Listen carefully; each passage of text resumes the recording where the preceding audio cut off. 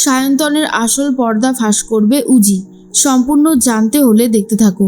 গল্পে শুরুতেই দেখা যায় উজি অবাক হয়ে যায় যে এই ঋষিকে খোঁজার জন্য অফিসার জিৎ বসু তন্ন তন্ন করে সার্চ করেছে, কনস্টেবলদেরকে নিয়ে গেছে, ফোর্স নিয়ে গেছে, পায়নি। একটা সামান্য ছেলে খুঁজে নিয়ে চলে আসলো ঋষিকে। ব্যাপারটা কি আদৌ এতটা ইজি? ঋষি এসে বলে তাকে একজন বাঁচিয়েছে, আর তার নাম হচ্ছে সায়ন্তন। সায়ন্তনকে দেখেই খেয়া তখন বলে, ধন্যবাদ, আপনি যেভাবে আমাদের দাদাভাইকে বাঁচিয়েছেন আপনার কাছে আমরা চিরকৃতজ্ঞ। তখন সেই সায়ন্তন বলে, না না, মানুষ হয়ে মানুষের পাশে দাঁড়াবো এটা তো একদম সহজ সাধারণ ব্যাপার, তাই না? এরপরে সায়ন্তনকে ভেতরে আসতে বলে। সায়ন্তনকে ফোন করতে থাকে দুর্জয় ঘোষাল। আসলে ঘটনাটা যদি এখান থেকে একটু আগে দেখা যায়, সেখানে দেখা যাবে দুর্জয় ঘোষাল এই পুরো প্ল্যানটা করেছে। ঋষিকে গুন্ডাদেরকে দিয়ে উঠিয়ে দিয়েছিল, আর তারপরেই সায়ন্তনকে দিয়ে বাড়ি ফিরিয়ে দিয়েছে। সায়ন্তনকে বলে দিয়েছিল তোমাকে প্রথমে বিশ্বাস অর্জন করতে হবে, আর একবার যদি তুমি বিশ্বাস অর্জন করে ফেলতে পারো তারপর কি করতে হবে না হবে সেটা আমি তোমাকে জানিয়ে দেব। শোনার পরেই সায়ন্তন বলেছিল ঠিক আছে। এরপর সায়ন্তন ঋষিদের বাড়িতে এসে দুর্জয়ের ফোনটা রিসিভ করে রেখে দেয়, যাতে দুর্জয় এখানে হওয়া কথা সবটাই শুনতে পারে ফোনে। এর মধ্যেই ঋষি বলে, এই লোকটা না থাকলে আমি হয়তো আজকে বেঁচেই ফিরতে পারতাম না। তখনই উজি বলে, আপনাকে যে কি বলে ধন্যবাদ দেব, কিন্তু আপনি একটা কথা বলুন, আপনি ঋষিকে বাঁচালেন কি করে? মানে কিভাবে এটা সম্ভব হলো? এরপর পুরো বিষয়টা সে বানিয়ে বানিয়ে বলে যে যখনই আমি দেখছিলাম গাড়িটাকে যে ঋষিবাবুকে নিয়ে উঠেছে, ফলো করছিলাম, আসলেই আমার মনে হচ্ছিল কোনো একটা ভুলভাল কিছু হচ্ছে। তারপর গিয়ে দেখলাম ঋষিবাবুকে একটা জায়গাতে আটকে রেখেছিল। কি ঋষিবাবু, আমি ঠিক কথা বললাম তো? ঋষি তখন বলে, একদমই ঠিক।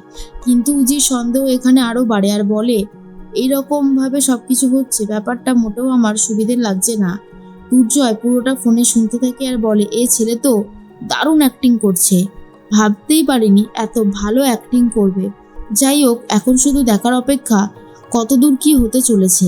এর মাঝখানে ঋষি তখন ভাবে, সত্যি আজকে যদি সায়ন্তন ঠিক সময় না যেত হয়তো সে বেঁচেই থাকতে পারতো না।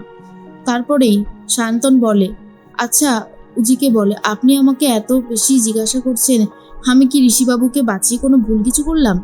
উজি বলে, না, আপনি ভুল কিছু করেননি, আপনি ঠিক কাজই করেছেন, কিন্তু যতই হোক ব্যাপারটাকে একটু যাচাই করে নিতে হবে তো, বুঝতেই পারছেন অনেক বড়সড় একটা ব্যাপার। এরপরেই সে তখন বলে, সে তো ঠিকই, বলুন আপনি কি যাচাই করবেন? এরপর বাড়িঘর কোথায় জিজ্ঞেস করে, বাকি সব ডিটেলস জিজ্ঞেস করলে পুরো পাই টু পাই দিতে শুরু করে দেয় সায়ন্তন। এর মাঝখানে অফিসার জিৎ বসু বাড়িতে চলে এসেছে আর বলে, এ কি, ঋষিবাবু তো বাড়িতে, উজি আপনি আমাকে ফোন করেননি কেন? তখনই উজি বলে, এই মাত্রই এসেছে তাই ফোন করা হয়নি, উনি নাকি বাঁচিয়ে নিয়ে এসেছে ঋষিবাবুকে। উনি বলছে উনি কি কি করেছেন আর উনি কে, ওনার পরিচয়। তখনই জিৎ পুরোটা শোনার পরে চেক করতে থাকে, কারণ জিতেরও এটা সন্দেহ হয়। এরপরেই উজি বলে, আপনি যেভাবে সত্যি কথা বলতে ঋষিকে বাঁচিয়েছেন, আপনি যদি না থাকতেন তাহলে ঋষি বেঁচে ফিরতে পারতো না, এটুকু আমরা জানি, কিন্তু ব্যাপারটা একটু অন্য রকমের হয়ে গেল না? সায়ন্তন বলে, কেন বলুন তো, কি হয়েছে? দুর্জয় ওপার থেকে ফোনে সব শুনতে পায় আর ভাবে, সর্বনাশ, এবার কি আবার ধরা পড়ে যাবে নাকি? সায়ন্তন বলে, দেখুন, আমার কাছে যেটা ভালো মনে হয়েছে আমি সেটাই করেছি, এখন বাকিটা আপনাদের উপর। ঋষিবাবু কেন, ওখানে যে কোনো মানুষ থাকলেই আমি তাকে বাঁচাতাম। এরপরেই শোভাদেবী বলে, আরে হয়েছে হয়েছে, অনেকক্ষণ থেকে একই কথা বলে যাচ্ছ সবাই, চলো তোমাদের জন্য আমি কিছু খাবার দাবার রেডি করি। এরপরেই সায়ন্তন বলে, না না, আমি একদমই কিছু খাবো না, আমি এক্ষুনি বেরিয়ে যাব, আমার অনেক কাজ আছে, আমার নিজেরই একটা আইটি ফার্ম আছে, সেখানে অনেক ধরনের কাজ হয়। এরপরেই সন্দেহ আরো বেশি বেড়ে যায় ঋষির, যে আমার দ্বিতীয় তো সাইবার ক্রাইমটা ভালোই করতে পারতো, তাহলে এরা অন্য কিছু করে না তো? এর মধ্যেই সায়ন্তন বলে, আমি তাহলে আজকে আসি। কিন্তু শোভাদেবী বলে, না খাইয়ে তোমায় যেতেই দেব না। সায়ন্তন এদিকে খেতে থাকে আর অন্যদিকে জিৎ তখন বলে, কি ভাবছেন বলুন তো উজি? উজি তখন বলে, ভাবনা চিন্তা করার কিছু তো অনেকে আছে, ভাবছি যে এই ছেলেটা শুধু শুধু কেন ঋষিবাবুকে বাঁচালো, আর ঋষিবাবুকে কারাই বা কিডন্যাপ করলো, পুরো বিষয়টাই একটা ধাঁধার মতন লাগছে। জিৎ তখন বলে, চিন্তা করবেন না, আমি সবকিছু সার্চ করে দেখলাম, এই ছেলেটা যা যা বলছে সেটা একদম জেনুইন, ভুল কিছু নেই। শোনার পর উজি একটু নিশ্চিন্ত হয়।